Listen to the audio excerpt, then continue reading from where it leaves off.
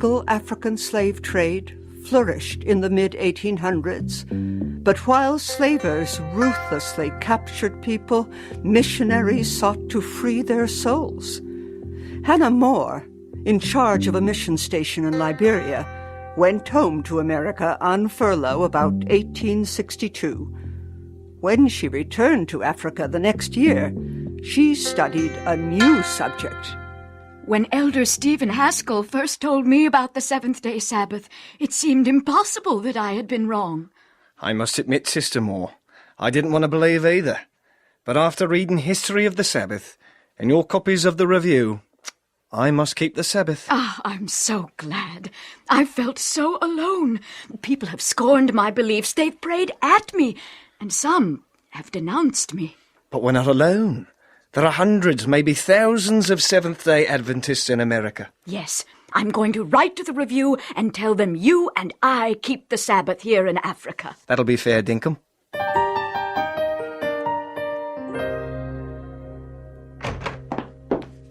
Ah, look at this, George. A letter all the way from Africa. Really? It's dated January 2nd, 1864, from a Sister Hannah More. Huh. Here, read it. Your people may now consider you have wholehearted Seventh-day Adventists here, waiting with you for the blessed appearing of Him whom we love and adore.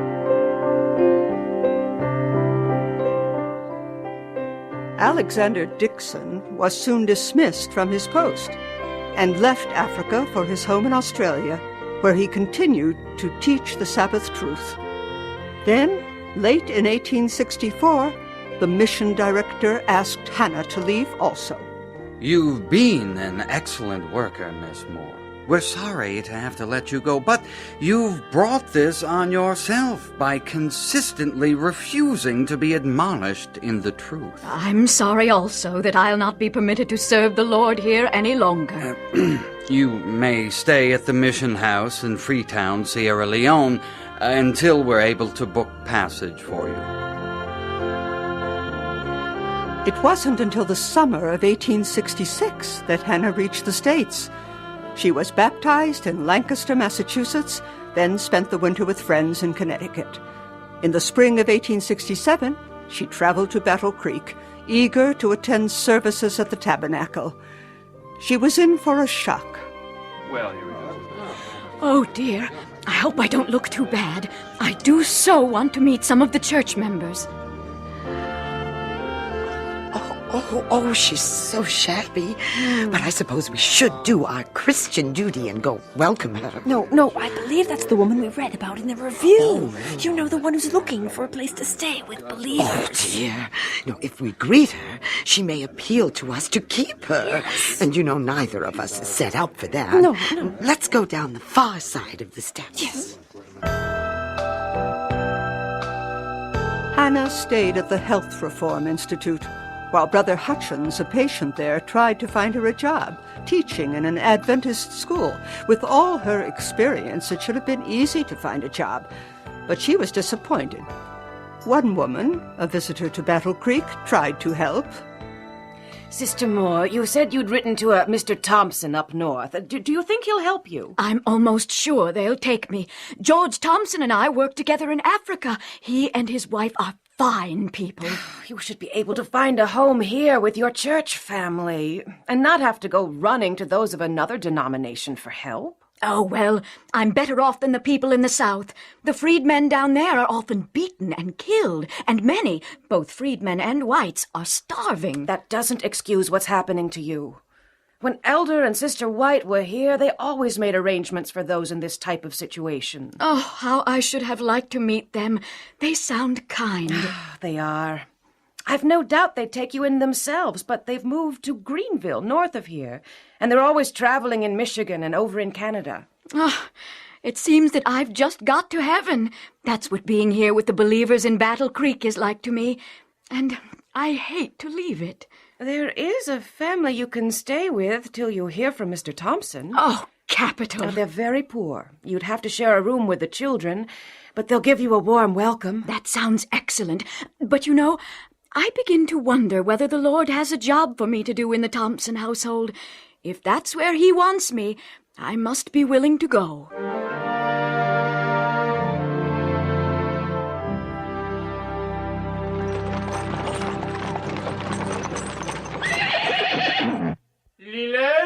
Leland, Michigan.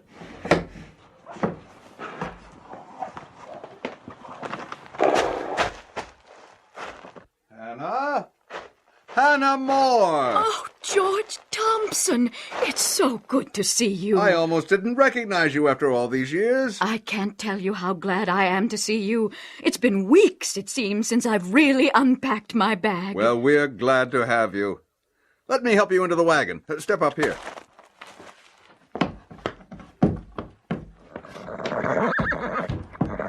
Up, Ginger! Up!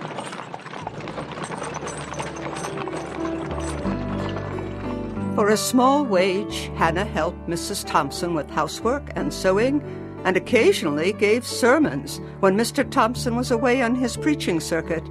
She also taught the 3 children. Now, who can tell me how many states are in the Union? Ruth? 37. And 8 territories. Miss Moore, how many states do you think we'll end up with? I just read something about that in the review. The writer thought that all the territories would become states. That's 45. Right, but Dakota and Utah would each be divided into 2. Making 49. And Texas, of course, will eventually be divided into 3 states. Then New Mexico and the area to the west of it will become another state. Now, how many does that make? 50! That's right. So maybe someday there'll be 50 states and 50 stars in the flag. Hannah's room was tiny and airless. The stovepipe came up through the floor, leaking smoke that injured her lungs. Although the Thompsons were kind, this was not home. Hannah longed to return to Battle Creek. The Indian's coming. He's bringing the mail. Miriam's so eager to get the mail, she can't wait. I can understand that when it comes only once a week. She hopes the Health Reformer magazine has come. We've enjoyed the recipes in the copy you brought with you, and even George likes the reform dress we made for Miriam. Look, Mom, the magazine came. And here's a letter for you, Hannah, from the Whites. Oh, I hope this doesn't mean you'll be leaving us. We enjoy having you. I'll just go up to my room and read it, Miranda. I'll let you know what they say.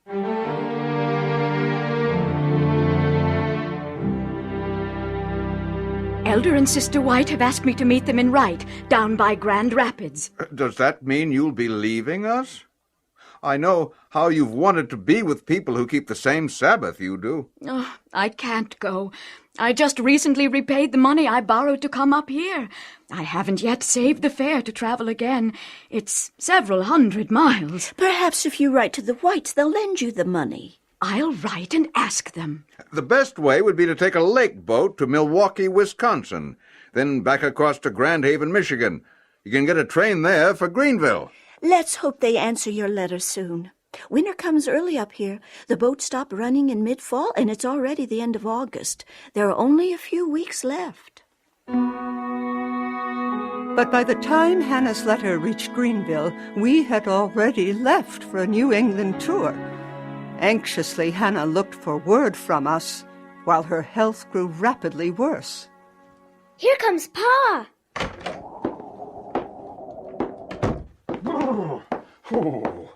Oh, that's my last preaching tour for the season. Winter is upon us. Oh, dear. How long do you think navigation will stay open, George? If my guess is correct, it'll close within the week, Hannah. It looks as though you'll have to stay with us till spring. You know you're welcome. Oh, thank you. Thank you, Miranda. Eventually, a letter did reach Hannah, with plans for her to join us in the spring. But it was too late. She died March 2nd, 1868, at the age of 59, still puzzled by the inhospitable treatment she had received from the Seventh-day Adventist community in Battle Creek. When I heard of Hannah's death, I had some strong words for the members of the church. I was shown that the neglect of her was the neglect of Jesus in her person. Had the Son of God come in the humble manner in which he traveled from place to place while he was on earth, he would have met with no better reception. The Lord offered his people her talented help, but they, rich with goods, had no need of her. Let brotherly love continue. Do not forget to entertain strangers, for by so doing, some have unwittingly entertained angels.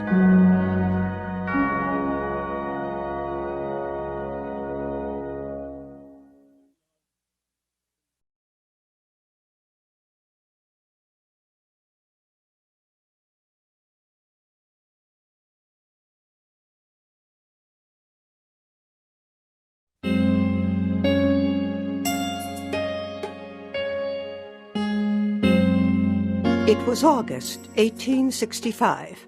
The Civil War was over.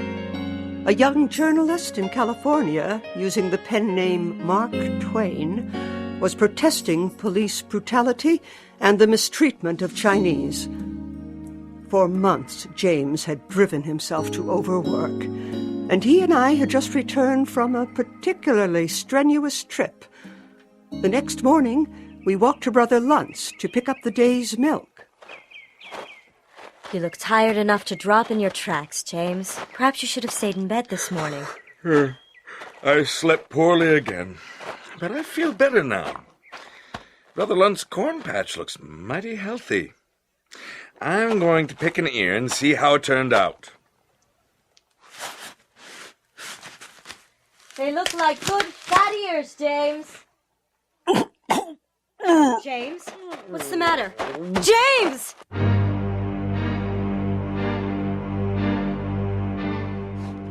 What's the matter with Elder White? I don't know. He can't speak in his arm. It's just hanging. He can't use it. Help me get him to the couch. Pray. He wants us to pray. Let's do that, then fetch the doctor. Doctor, what's the matter with my husband? He's had a paralytic stroke, Mrs. White. Quite a bad one, I'm afraid. I'll be frank, ma'am. I'm not sure he'll live. But he's better already. He has some control over his hand now. I'm sorry. He could have a second stroke at any time. Can we move him to our house? I'd wait a day or two. If he's still alive then, go ahead. For 5 weeks, I cared for James at home, with the help of Uriah Smith and his wife, and George and Martha Amadon. Dr. Horatio S. Lay, an Adventist physician who worked at Dr. James Jackson's Water Cure Institute in Dansville, New York, suggested James go there for treatment. And in mid-September, Elder Loughborough and Uriah Smith accompanied us to our home on the hillside. I've finished my examination, Mr. White. It's actually fortunate you had your stroke when you did. What? How can you say that, Doctor? Had you continued to work under the same pressure for but a short time longer, your stroke would probably have been fatal. Was it that close? Indeed it was. And mark my words, both of you, the causes that led to this attack must be avoided in the future. Mr. White, you should remain here at the Institute for 6 to 8 months. James and I found rooms within walking distance of the Institute and immediately began taking water treatments. Dr. Jackson provided a healthful, balanced diet of fruit, vegetables, nuts, and whole-grain bread. But the doctor disapproved of prayer, and he prescribed activities we did not approve. Dr. Jackson, you said recreation must be part of my husband's treatment. Does that include cavorting around on a dance floor? Certainly, Mrs. White. Along with card games and frequent visits to the theater. We will not be participating in those amusements, Doctor. They don't conform with our religious beliefs. But you must participate. By my medical authority, We obey a higher authority, sir. We will furnish our own diversions.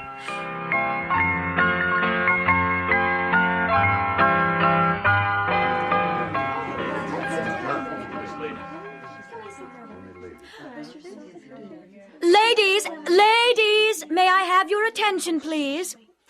As you know, we've engaged the fiddler for our next hoedown. Now, I've been asked to solicit donations from the patients to pay his fee. Here's something. Must pay the fiddler, mustn't we? Here's mine, nurse. How about you, Mrs. White? No. I won't use my money for such a purpose, nor will I sanction dancing by my influence. Oh, you and your husband are much too intense, Mrs. White. Maybe that's why you're sick. Do you ever see me gloomy or despondent? Do you ever hear me complain? It's a misconception on your part that a true Christian character produces cheerlessness. Well, now... It's the want of genuine religious belief that produces gloom and sadness. So you say. Willing service to Jesus produces a sunny religion. We need more Christ and less selfishness.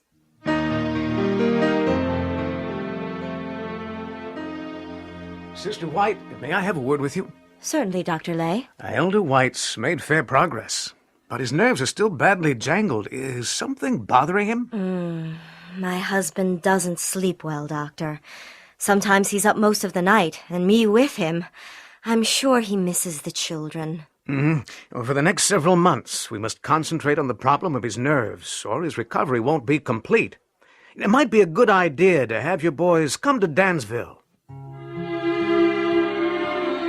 On November 7th, 1865, 16-year-old Edson and 11-year-old Willie arrived. Adelia Van Horn, formerly Adelia Patton, came along to care for the boys while we took treatment.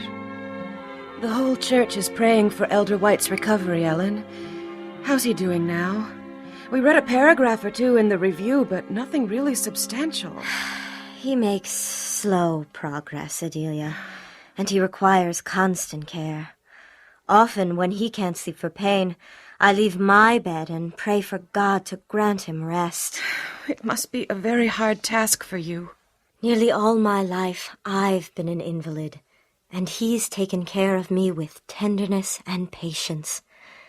Now it's my turn to repay a small amount of the attention and kindness I've received from him. On the night of December 4th, 1865, James was especially restless, and even my earnest prayers brought no relief. He was resigned to death, but I believed God would heal him. As I prayed, I became convinced we should go home to Battle Creek, and in the morning I talked with the doctors. Dr. Lay, unless there's a decided improvement in my husband in 2 or 3 weeks, I shall take him home. You can't take him home. He's not able to endure such a journey. I shall go. I shall take my husband by faith, relying upon God. I shall tarry a few days at Rochester, then go on to Detroit to rest again. You'll kill him! Thank you so much for all you've done. We shall ever remember with gratitude the kind attention we've received here from the doctors and staff of our home on the hillside. But it's time James was home with those who love him. Our party left on the morning of December 6th, 1865, in a drizzling rain. In Rochester, we stayed with the Bradley Lamson family. At James' request, friends came to pray, including J.N. Andrews, who returned from Maine, where he had been preaching. More than 2 weeks passed. It's been a beautiful Christmas day. It's too bad most of Elder White's friends have had to leave. At least Brother and Sister Lindsay are still here. And John Andrews still comes over every day.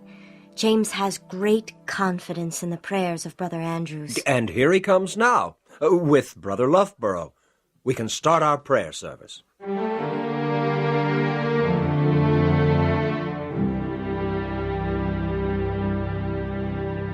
Glory, glory, glory.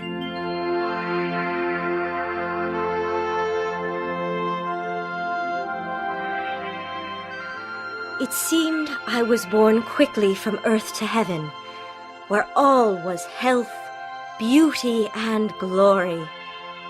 I had an encouraging view of James' case. I was shown that Satan's purpose was to destroy my husband and bring him down to the grave. But through these earnest prayers, his power has been broken. Amen, amen, amen. Your vision is very encouraging, Ellen. We tarried too long. Let's start for Battle Creek on New Year's Day. That'll give us a week to get ready. Yes, let's do that, James. I believe the Lord will go with us on our journey and see us safely home.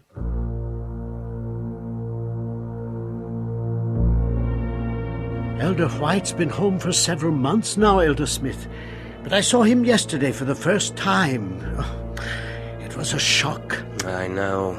He's not at all well yet. When I saw that once strong man bowed down with disease and took his weak hand, I couldn't refrain from weeping.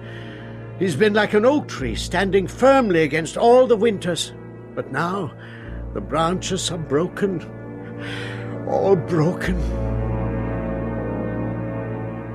James's recovery was slow. I had to constantly encourage him and try to keep him occupied to take his mind off his discomforts. My dedication to my husband's health drew severe criticism. Sister White has called for health reform for the church. Why doesn't she practice what she preaches? Yes, she's sacrificing her life the way she tends her husband day and night. And it's useless. He'll never recover. The doctors all say so. She should think of her children. For their sake, she needs to take care of herself. Not to mention the way she's neglecting her work with the church.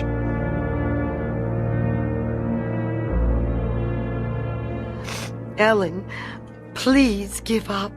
You've done everything in your power. You mustn't attempt impossibilities. Mother White, as long as life is left in him and me, I will make every exertion for him. That brain, that noble, masterly mind shall not be left in ruins. But you have children who need your care. Think of them. God will care for my children, Father White. Satan shan't exult over us. You will yet see us standing side by side in the sacred desk, speaking the words of truth.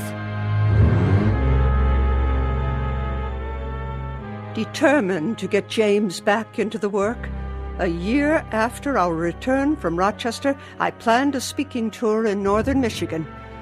On December 19th, 1866, in the midst of a snowstorm, James and I and 12-year-old Willie left Battle Creek in a sleigh driven by Brother Rogers. I had the Lord's promise that my husband would get well. I was sure there were better days ahead.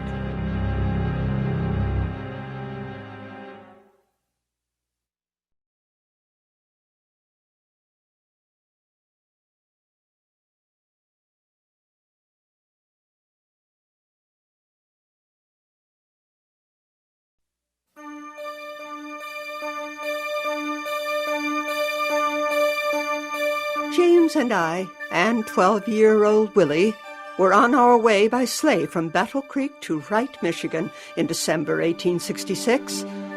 The first night we rented a room at a noisy rum tavern, the only lodgings available. The next morning we traveled 15 miles to Brother Hardy's home. Brother and Sister Hardy, I can't tell you how much it means to us to enjoy an Advent home and simple, healthful food after the disreputable lodgings we were forced to endure last night. God bless you. Well, thank you, Brother White. Sister Hardy, do you remember the first time I came to your home? Back in January of 1859? I stayed overnight that time. I certainly do, Sister White. You were traveling with Brother and Sister Loughborough. That's right. Your home was an oasis of peace and comfort on a difficult journey then, just as it is today. That very night I wrote in my journal that I hoped to further my acquaintance with your family. I'm glad I've been able to do so. Much as I hate to leave, we do have about 3 more hours of travel before we reach Brother Root's home. I think we'd better get bundled up. If you're ready, Brother Rogers? Oh, of course. Right away, Brother White. During our 6 weeks at Wright, I cared for James continually, giving him therapeutic baths, taking him out to ride and walk, and writing the reports he dictated for the review. One day a snowstorm threatened the exercise program. James, let's go for our walk now. Ellen, I can't walk through that deep snow. Oh, yes, you can. I borrowed some boots from Brother Root and tracked a 1/4 mile. Surely you can step in my tracks. If you can do that, Ellen, I can certainly follow. James' health gained steadily, and once when I saw him speaking at a meeting, I wept with joy. On January 29th, 1867, we left on the 40-mile trip to Greenville, Michigan, a long day's journey by sleigh.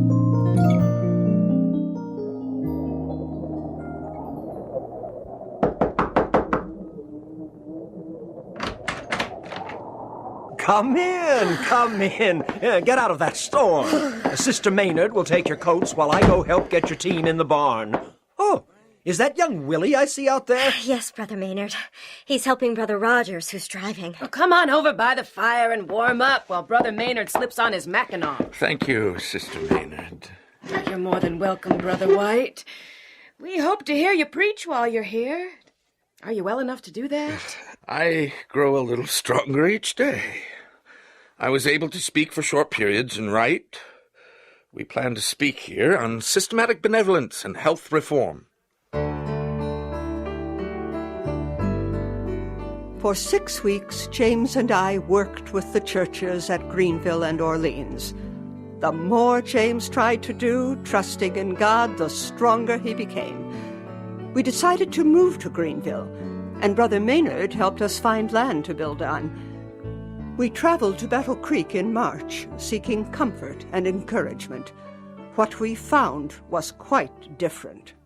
I don't understand what's happened. We've been received so coldly by those we thought were friends. I had no inkling of this attitude when we left 3 months ago. Neither did I. The only point of disagreement I knew of was that people thought our going would be bad for your health, but your improvement shows the trip was the right thing to do. I don't think we can bear our testimony to this church until they give evidence they wish our services. Gradually, we learned that rumors were once more flying. James, it was said, had a craze for money, and I did not make all my testimonies public. I called a meeting to answer the charges against me. Sister White, we are unhappy with the way you have given your so-called testimonies in public, holding people up to public censure. Often the Lord has shown me things about certain actions which affect the church. These actions are public and must be reproved publicly to preserve the church. Yet, in other cases, you have badgered people in private. Their discouragement is remarked, but no one can speak out on their behalf since you cloak your activities with secrecy. Frequently, what is shown to me is of a private nature, reproving secret sins, Were I to make public what should be kept private, I should sin against God and wrong the individuals. We have the right to know everything you are shown in vision, and all that you do. I will never betray the confidence reposed in me by the erring and repentant, or reveal to others that which should only be brought before the guilty ones.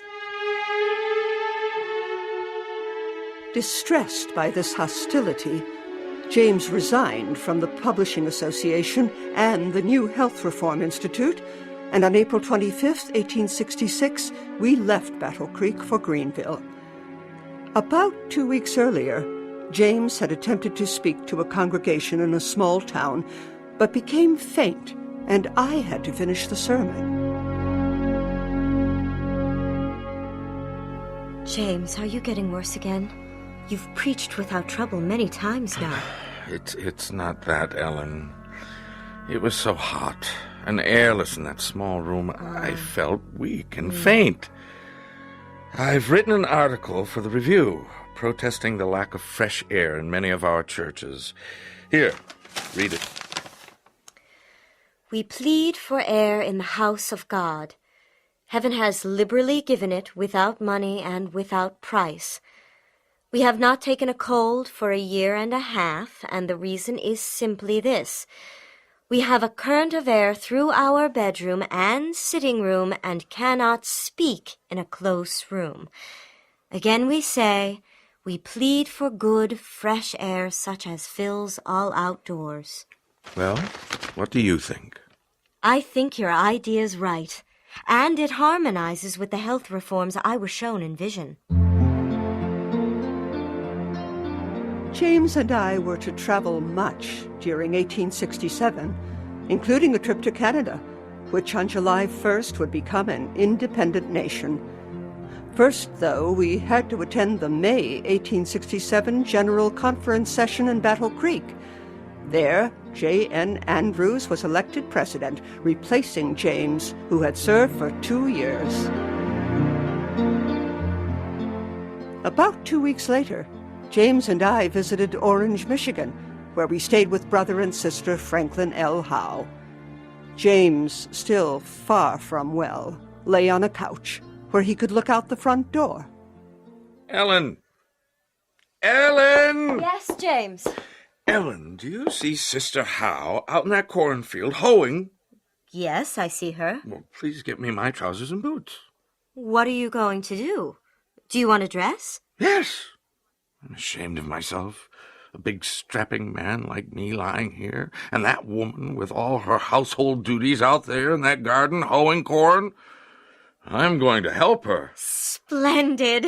The more you do, the better. Well, now, I mustn't do too much. Dr. Jackson was very definite that a return to physical activity would cause a fatal stroke. I have been shown, however, that physical exercise is necessary to your recovery. Oh, James, I'm glad to see you taking this beginning step. You'll get even more exercise when we get home to Greenville.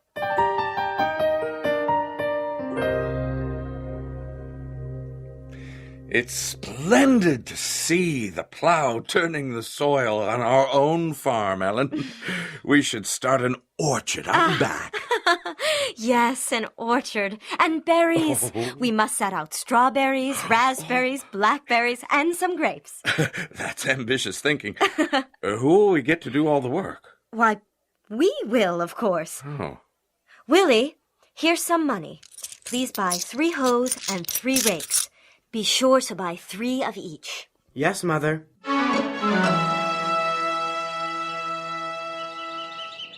Here are the tools you wanted, Mother. Thank you, Willie.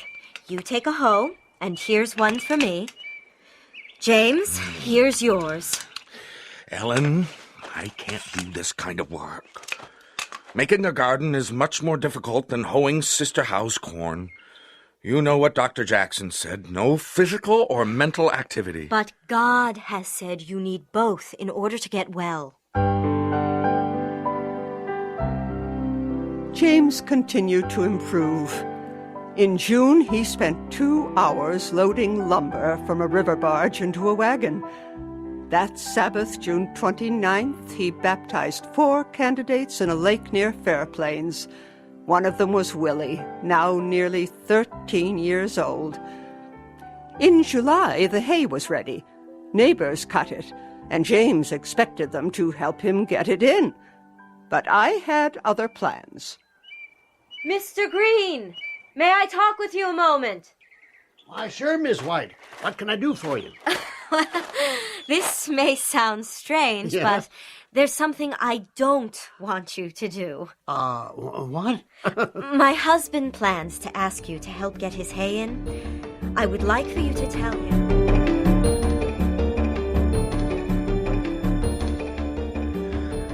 I don't know what I'm going to do, Ellen. I expected William Green and some others to get my hay in for me, but now they all tell me they're too busy. Well, James, let's show the neighbors that we can attend to the work ourselves. Oh. Willie and I will rake the hay and pitch it on the wagon if you'll drive the team. Well, all right. But how can we make the haystack? If you pitch up the hay from the wagon, I'll build the stack and tramp it down. While we do that, Willie can be raking for the next load.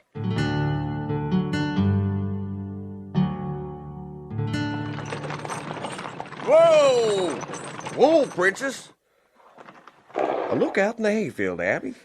Ain't that Mrs. White, the preacher woman, up on that stack, tromping down the hay? Why, it certainly is, Charlie. Well, I never. Now we know for sure.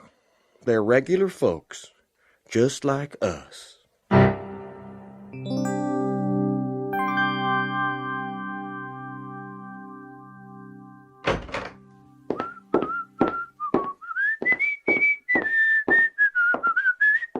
Good morning, Ellen. Why, James, you sound happy. I am happy.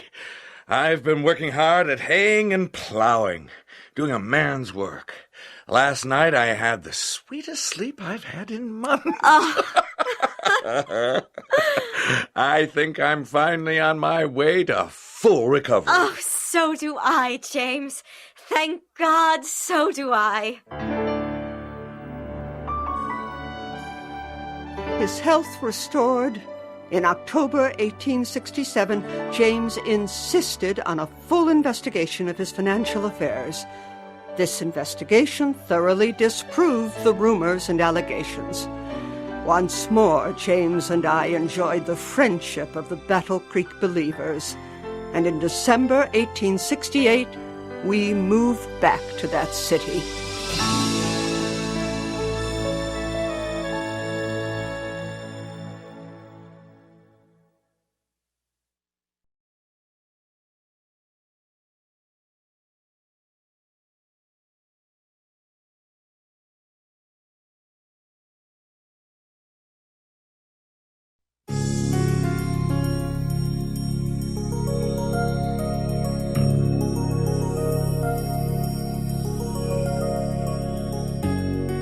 The work in California, begun in 1868 by John Loughborough and D.T. Bordeaux, was progressing nicely. The Signs of the Times, started in 1874 by James, was a growing success, edited first by Willie's wife, Mary, and then by Lucinda Hall. From Oakland, James and I traveled and preached constantly. James was ill and depressed. By December 1877, I knew I had to get him away for a rest. Remember how much good the farm at Greenville did us, James? The Sonoma Valley's lovely. Let's go there and look for some small acreage where we can put up a simple country home. All right. Brothers Loughborough and Van Horn are up that way. They wrote that they plan to build a health retreat in the Napa Valley. Oh. Well, that's 30 miles from where we're going. Perhaps after we get settled, we can visit them.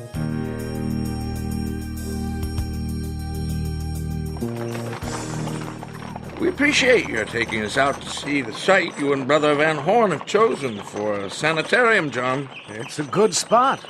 Can't be better than the place we found in Sonoma. 15 acres, only 2 miles from Healdsburg. Yet it's mostly covered with woods, so you'd never know you were near a town. And there's a cottage. Well, it's a shanty, really, where we're staying until we get a house built. It's very crowded, especially since Sister Clemens and Brother Collins are staying with us. But it has a fireplace. It sounds interesting. California's interesting. Alan, remember when I came out here, you warned me that New England-style economy would not be welcomed in California? That's right. I said things here are managed on a more liberal scale. Well, in 1869, I went to inspect the foundation of the Santa Rosa Church and found it 10 feet longer than the plans called for. The builders had decided on their own to meet the expense of the extra length. That's the California style of liberality. Praise God! Oh, here we are. Whoa there, horse. Whoa, whoa. Now, look up there on the slope of Howell Mountain. Now, by Crystal Spring is the property we bought from Brother Pratt. It looks like the perfect place for a sanitarium. John? James was suffering from insomnia, poor circulation, and depression. In April 1878, I saw in vision that James dwelled too much on his troubles and the injustices he had suffered, that he must develop an active faith to override his feelings. Determined to be obedient, James decided to go to Dr. Kellogg at the Battle Creek Sanitarium in late May, while I went to Oregon for a camp meeting.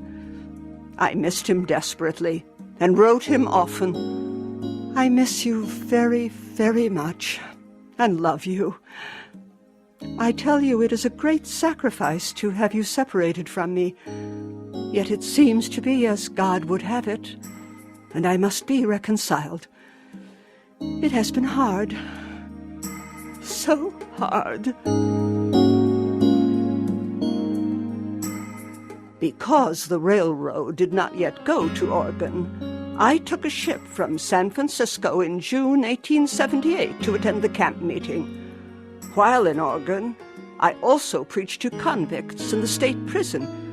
In the meantime, James was meeting with the General Conference Committee in Battle Creek. It's fortunate, Brother White, that we all three are here in Battle Creek at the same time, so we can hold a meeting. Yes, it is, Brother Camwright. And I agree with you and Brother Haskell that we need to provide a more adequate house of worship. Yes. Although it's large enough for the local congregation, the college uses it regularly, and there are more than 400 students. And, of course, the sanitarium, with its 300 guests, creates further demands. Right, Brother Haskell. Not to mention the delegates from all the states who attend the general conferences. But what can we do about it? We have no money. Let's think about it and meet again July 3rd to finalize our plans.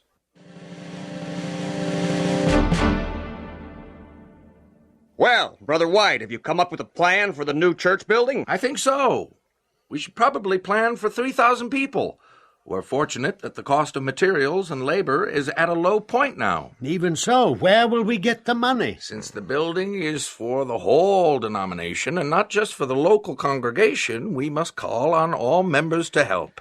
If each man, woman, and child would contribute 10 cents, we could soon have the money. Let's write out the proposal right now for publication in the Review.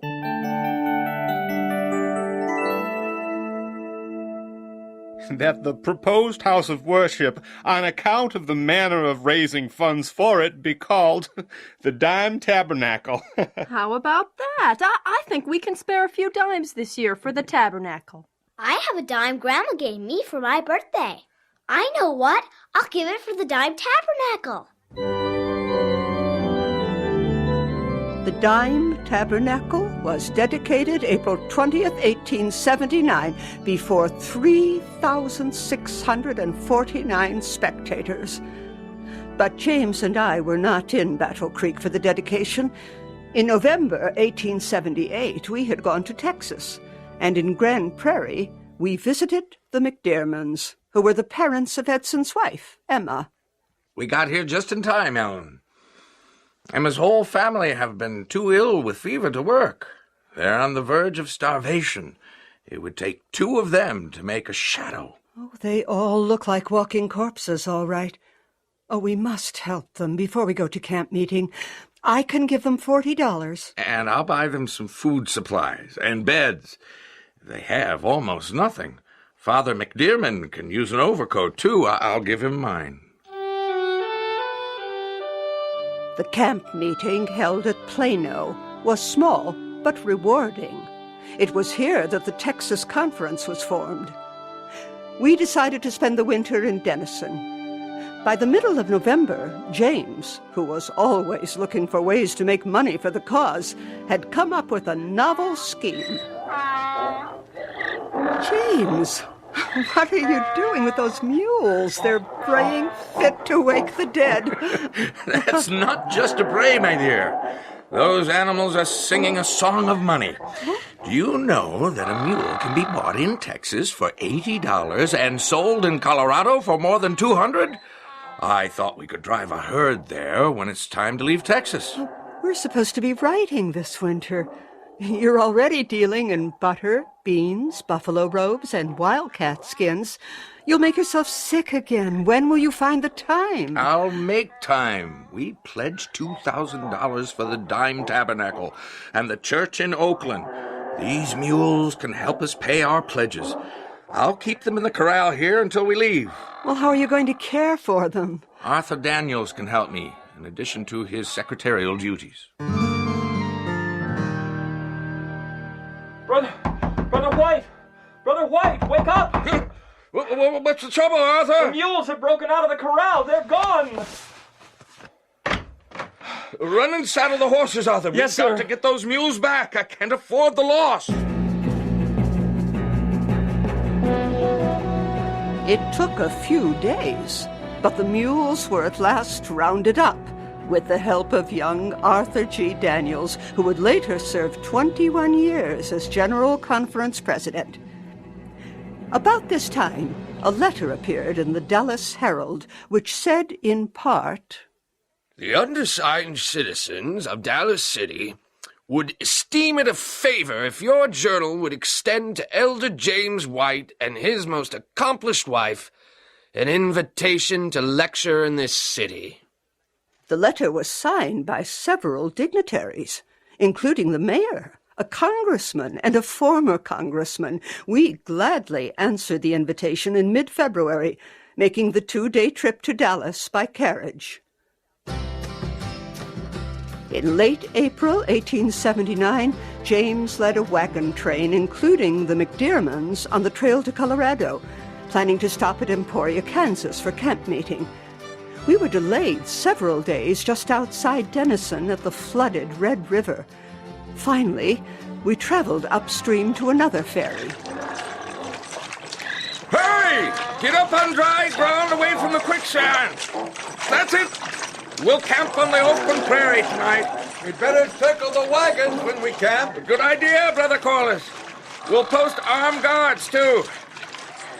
If we can get to the Johnson Ranch on time, we can buy butter and eggs and milk for our Sabbath meals. Let's move hard. It was less than 3 years since the Sioux and Cheyenne had defeated Colonel George Custer at the Little Bighorn in Montana, but it wasn't Indian raids the travelers feared. They were on the lookout for brigands who would stampede the animals. Well, in spite of breakdowns, illness, and accidents, the wagon train struggled on across Indian territory in what is now Oklahoma. We're far behind schedule, Ellen. I'm glad I sent that messenger a few days ago to telegraph the brethren in Emporia. I asked them to postpone the camp meeting. Oh, I hope they do. I'd far rather attend camp meetings where I can do good for souls than travel across the country like this. I'm not at all sure this is where our duty lies. You are doing good for souls, Ellen. You preach in the camp each Sabbath, and at every meeting house we pass. Why, we both preach to members of the Creek Nation in their council house in Okmulgee. That would never happen at camp meeting. Elder White! Elder White! There's a message from Emporia. The camp meeting's been postponed a week. Thank you. We must push harder. And Ellen, you and I must transfer to the railroad cars at Newton, Kansas. Maybe we can make it yet. Marion Davis and I cooked almost constantly, day and night, sometimes sleeping only 1 hour before rising to pick wild strawberries and greens for breakfast. I was exhausted and had lost 12 pounds. When we reached the railway, I was glad to leave the wagons and take the train east for Emporia.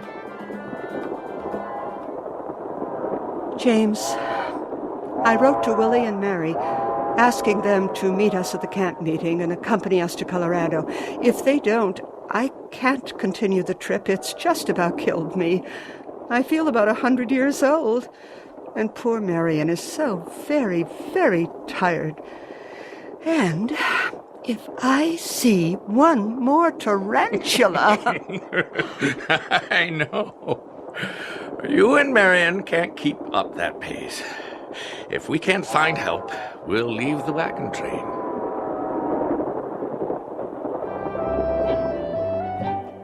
Two days later, the wagon train arrived at the campground and the travelers stayed for the meetings. When the wagons pulled by the mules turned west for Colorado, James and I did not go along. Instead, we boarded a train that would take us east to a new round of speaking appointments at camp meetings. The Texas adventure was over.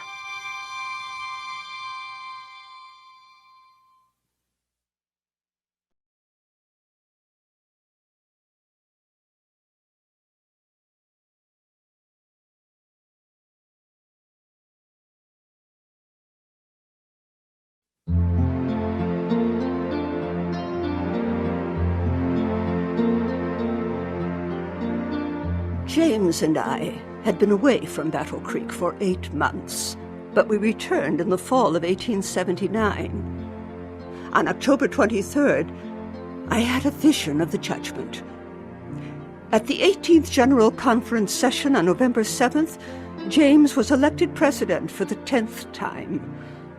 The work in California needed help, so in February 1880, I prepared to go there with Willie and his wife and S.N. Haskell. I'll miss you, Ellen. Don't try to do too much.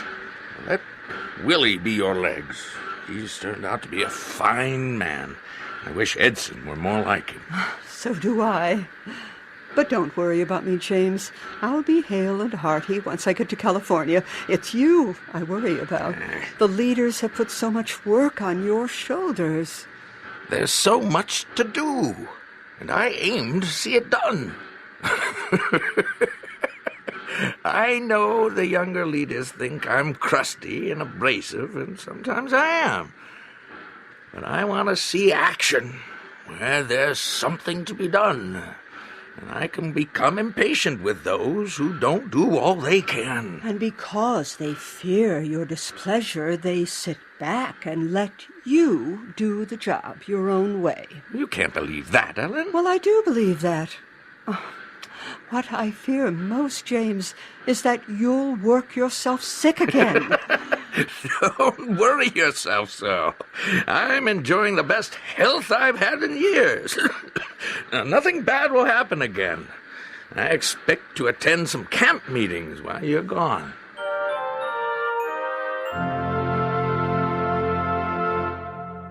Brother Andrews, do you know where Elder White is? Did he go to a camp meeting? No. He's been too busy to attend any camp meetings this summer, Brother Stevens. But he has been making a lot of unscheduled visits to churches. Well, if there's anything the Lord doesn't know, it's where Brother White will be next Sabbath. Early in August 1880, Lucinda Hall and I returned to Battle Creek, just in time for a camp meeting at Alma, Michigan. From there, James and I went to another camp meeting at Magog, Quebec, where we met with A.C. Bordeaux, the brother of Daniel Bordeaux, who had helped establish the California work. I am so sorry you cannot stay longer in Canada, Brother and Sister White. Our people were so happy to see and hear you. Oh, I'm sorry too, Brother Bordeaux, but We've promised to attend camp meetings in Maine and Vermont and several other places before we go back to Battle Creek. Good work was accomplished here, Brother Bordeaux. We're happy to see the Quebec Conference organized, with you as president. Where is the camp meeting in Vermont? Near, Morrisville. Ah, yes. My brother and I worked very hard to organize the Vermont Conference back in 1862. I am glad it's still so strong. Oh, that's our train. We'd better hurry, James.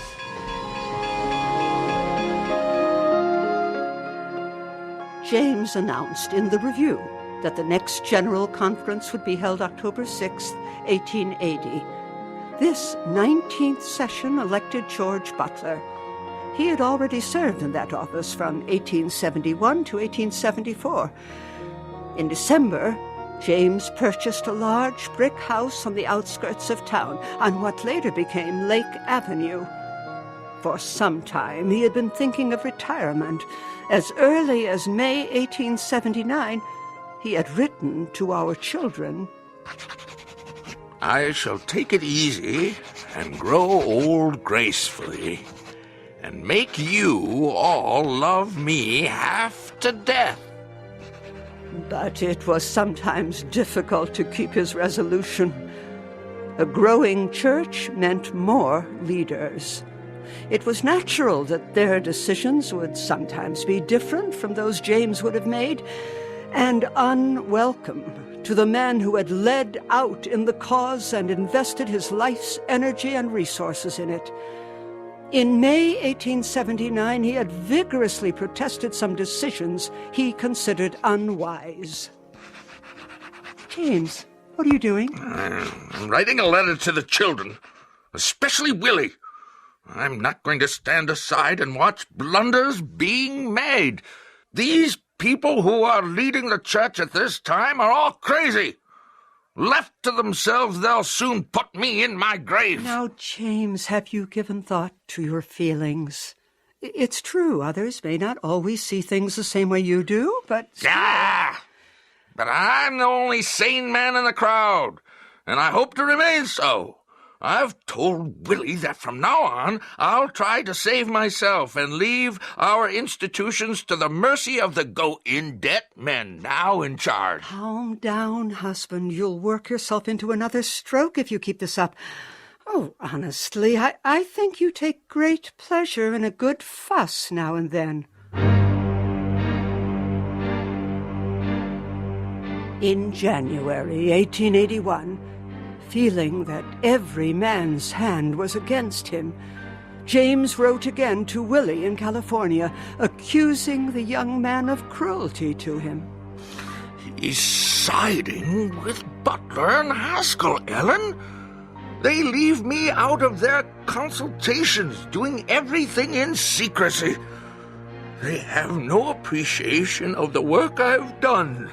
And so many of the younger leaders have no sense of dedication to the cause. There's something in what you say, James, but you must remember that your labors were for God, not for the brethren. You dwell too much on the lack of human appreciation.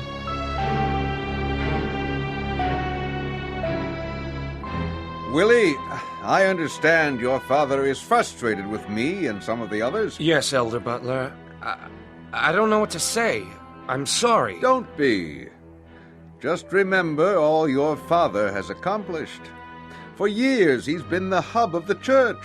And, to tell the truth, we've all leaned on him a great deal more than we should have. I know that's all true, but still, Father has no right. Sometimes Elder White thinks we're his enemies because we don't see things as he does.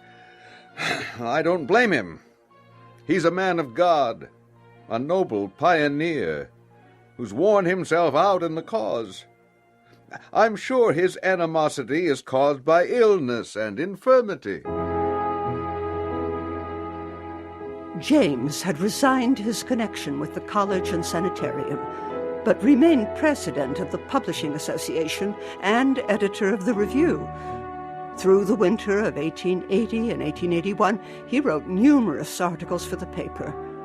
In the spring, we began to visit churches near Battle Creek, and we even attended camp meetings in Iowa and Wisconsin. Often, we went to the grove on our property to pray. James, what is it? Ellen, a deep solemnity is upon my spirit. I feel that some change is about to take place in the affairs that concern myself and you. What if you should not live? Oh, this can't be. Dear, are you sure? I feel a sense of danger, an unutterable longing for the special blessings of God, an assurance that all my sins are washed away. I ask your forgiveness for any word or act that has caused you sorrow. There must be nothing to hinder our prayers. Ellen, everything must be right between us and between ourselves and God.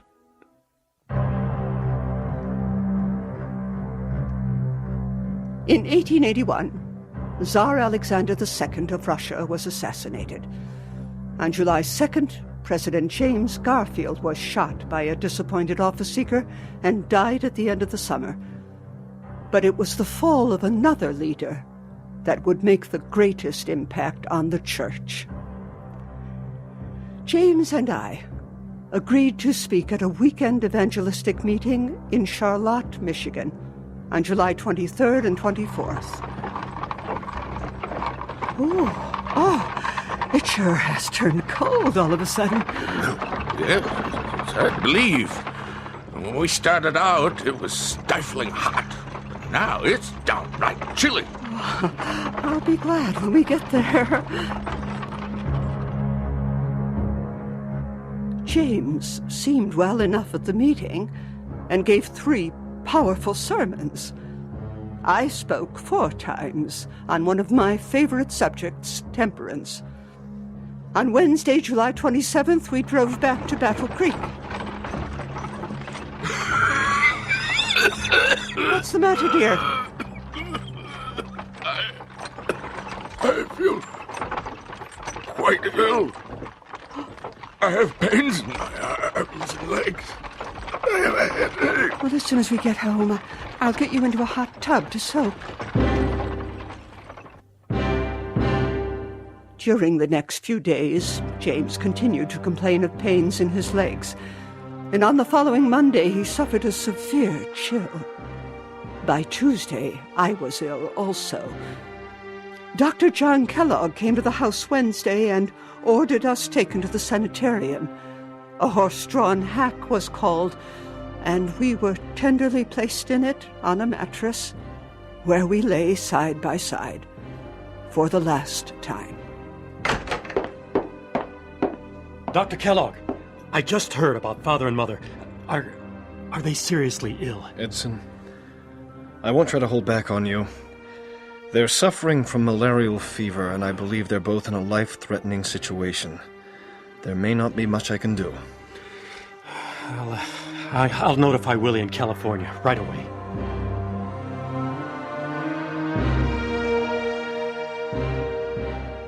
Sister Ellen, your symptoms are more favorable today. You're a good doctor, John. Thanks for taking care of us so well. How is my husband? I'm sorry to say, Brother James' condition alarms me. I think we should take you to him immediately.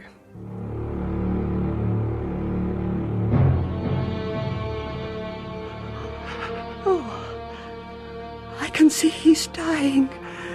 Is he in a coma? Not quite, but close. Oh, James. James, can you hear me? Yes. James.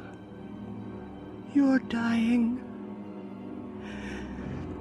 Is Jesus precious to you? Yes. Oh, yes. Have you no desire to live? No.